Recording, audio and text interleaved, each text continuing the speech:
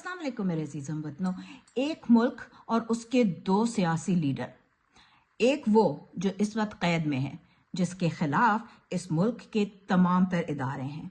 इस मुल्क की सबसे ज़्यादा ताकतवर, सबसे ज़्यादा पावरफुल इंस्टीट्यूशंस जो हैं वो उसके खिलाफ हैं, चाहे वो इस्टेब्लिशमेंट हो, चाहे वो दूसरे लॉ इन्फोर्समेंट एजेंसीज हों, चाहे वो कानून के रखवाले हों, चाहे वो अदलिया हो, चाहे वो इलेक्शन कमीशन हो, चाहे वो नैब हो, नाम लें और वो उनके खिलाफ है।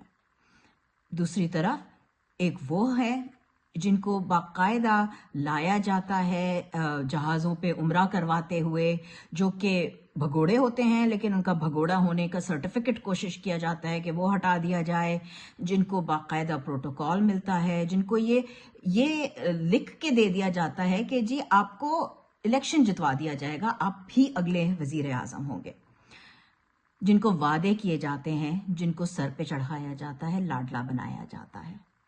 एक वो लीडर जिसने हमेशा अपनी कौम को सबसे आगे रखा, कौम की बेहतरी के बारे में सोचा, और दूसरा वो जो अपने आप को बचा के पहले लंदन भाग जाता है। एक वो जो ये सोचता है कि मैं चाहे इस कैद में मर ही क्यों ना जाऊं, 1000 साल क्यों ना रह जाऊं, लेकिन मैं अपने मुल्क, अपने कौम के लिए, उसकी इज्जत के लिए, उसकी बका के लिए लड़ता रहूंगा। मैंने कुछ गलत काम किया ही नहीं तो मैं समझौता किस बात पे करूं। और दूसरा जिसके नाम का मेरे ख्याल में आगे उसका मिडिल नेम ही बल्कि डील रख देना चाहिए, क्योंकि शुरू से आखिर तक सिर्फ हमने उसकी डीलों के बारे में ही सुना है, या इख्तिदार या मुल्क से बाहर किसी भी डील के लिए।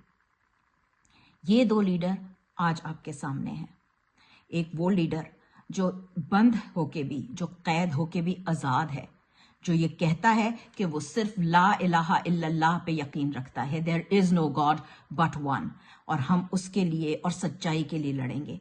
जो ये चाहता है कि कानून सबके लिए एक सा हो, एक बराबर हो, रूल ऑफ लॉ हो, इंसाफ और अदल का कायम हो। दूसरे वो जो इंसाफ को खरीद लेते हैं।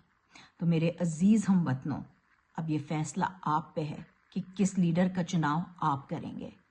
इलेक्शन मुझे नहीं पता कि 8 तारीख को, 8 फरवरी को भी होगा या नहीं होगा, या फिर भी उससे भाग जाएगा, लेकिन जब भी इलेक्शन हो तो आपने बाहर निकलना है, क्योंकि हम पे, हर पाकिस्तानी पे कर्ज है उस शख्स का जो आज जेल में बैठा हुआ है, जिसने कोई डील नहीं की, जिसने अपनी जिंदगी आसान करने के लिए भागने की कोशिश नहीं की, लेकिन हमारे लिए लड़ना है। इसका इंतकाम हम वोट से लेंगे। तो आप जो भी हैं, जहां भी हैं, इलेक्शन के दिन निकलने के लिए तैयार रहें, क्योंकि ये मुल्क हमारा है और इसको वापस लेना हम पर फर्ज है। पाकिस्तान जिंदाबाद।